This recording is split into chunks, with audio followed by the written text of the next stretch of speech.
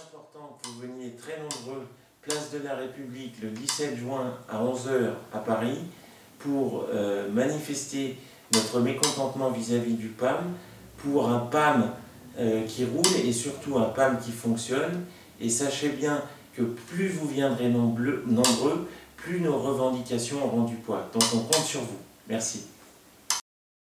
Nous, ce qu'on voudrait, c'est un PAM qui peut nous emmener partout où on veut, quand on veut, et à un prix modeste. Parce que, au fond, si je peux me déplacer, ça veut dire que je suis acteur de ma vie.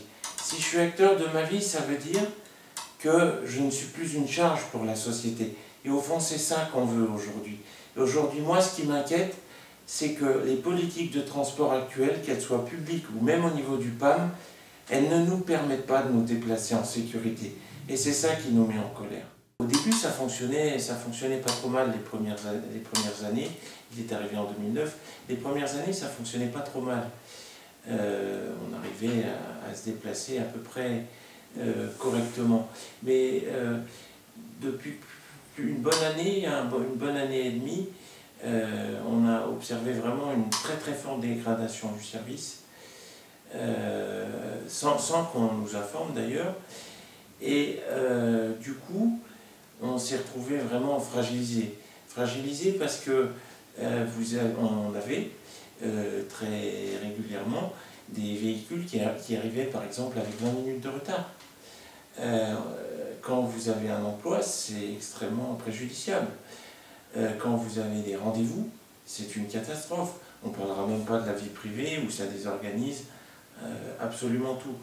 Donc, des retards, des délais de réservation qui étaient de 3 semaines pour avoir une petite chance d'avoir éventuellement un transport.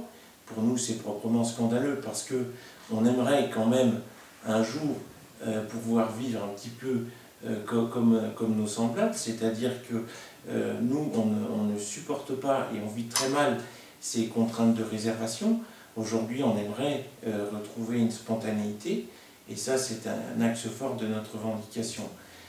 On est aussi inquiet du périmètre de ce PAM, puisque on ne peut pas encore aujourd'hui multiplier les déplacements dans un autre département que celui de notre résidence ou de notre domicile. On ne peut pas faire 2 déplacements. Par exemple, moi j'habite à Nières, je ne peux pas, je peux aller à Paris, mais de Paris, je ne peux pas, par exemple, aller au cinéma à 3 rues de là où je me trouvais. Voilà. Donc, on voudrait une liberté des déplacements la plus grande possible. On voudrait que soit terminée la barrière des frontières de notre domicile et du département. Ça doit être possible, il faudra que ça le soit. Et puis, les tarifs aussi sont quand même une vraie problématique chez nous, puisque un trajet en PAM, ça coûte en moyenne 8 €. Si on fait la moyenne sur le territoire, c'est à peu près 8 €. Un ticket de bus, on est autour de 2 €. Donc pourquoi, ou moins même, pourquoi nous, il faudrait qu'on paye ce prix-là? Là aussi, c'est vraiment un sujet de mécontentement. J'ajouterais aussi la disparition du porte-à-porte. Le porte-à-porte était une possibilité qui était offerte aux personnes vraiment très dépendantes, qui permettait aux chauffeurs de venir chercher la personne chez elle.